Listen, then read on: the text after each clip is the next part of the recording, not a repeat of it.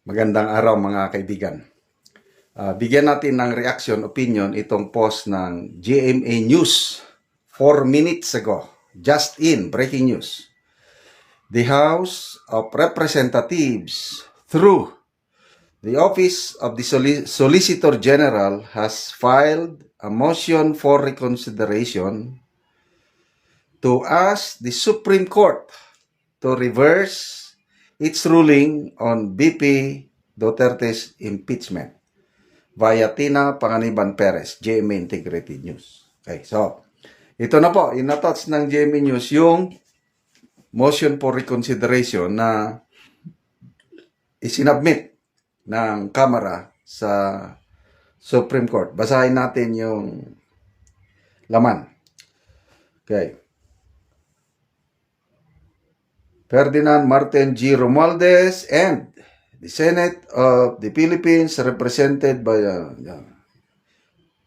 motion for reconsideration. Basahin ko Respondents, the House of Representatives of the Philippines, or House, with its members and officials impleaded in their official capacities through counsel, the Office of the Solicitor General respectfully moves for the reconsideration of the decision dated July 25, 2025 and respectfully state.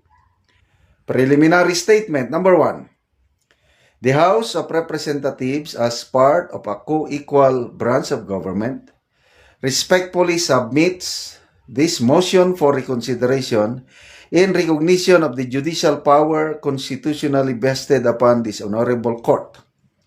The House respects its expanded power of judicial review to determine whether or not there has been a grave abuse of discretion amounting to lack or excess of jurisdiction on the part of any branch or instrumentality of the government, and understands that this is an important component of our constitutional system.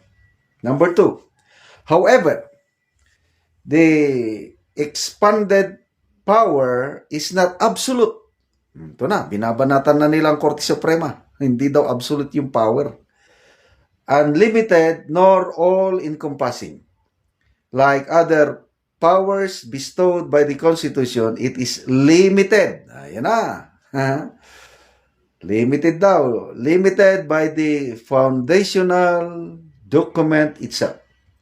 Thus, it cannot be used to modify clear and unambiguous provisions of the Constitution, intrude into the constitutionally vested powers of the Congress, needlessly burden constitutional mechanisms for upholding accountability of public officers, and nullify legitimate actions.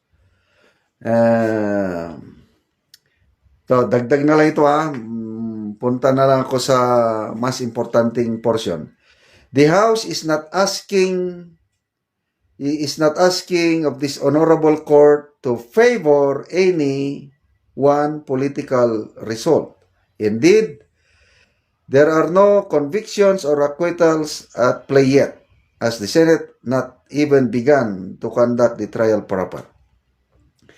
It only asked that this honorable court allow Congress to perform the duties the Constitution asks of both its chambers, to initiate an impeachment proceeding for the House and to try the same for the Senate.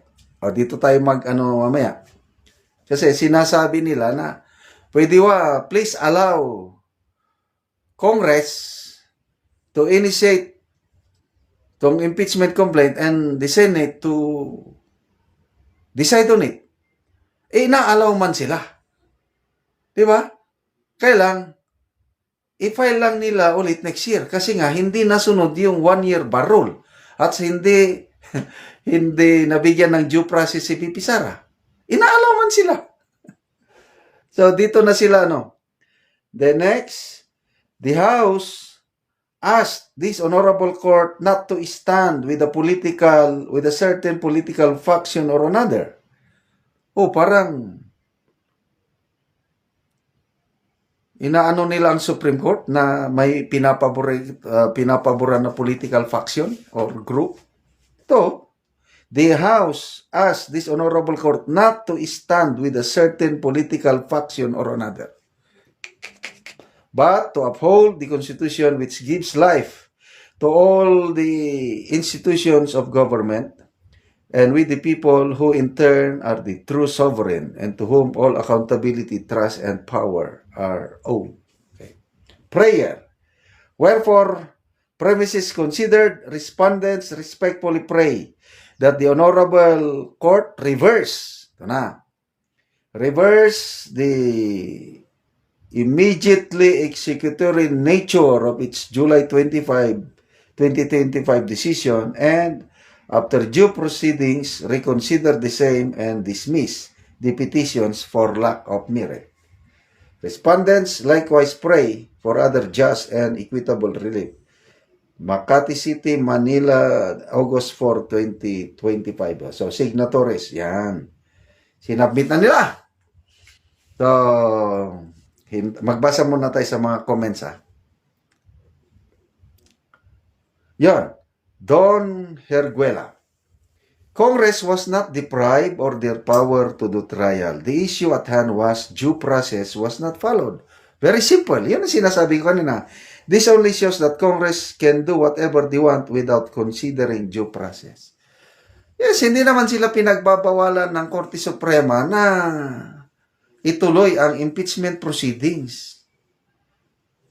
Pinadili lang kasi nga na-violate yung 1-year bar rule at saka walang due process. Gawin nyo ng tama, sabi ng Supreme Court, dahil hindi tama yung ginawa nyo.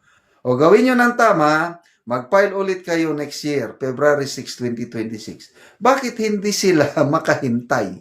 But anyway, itong pag-file ng motion for reconsideration is within their right. Kaya hintayin na lang natin yung decision ng Korte Suprema.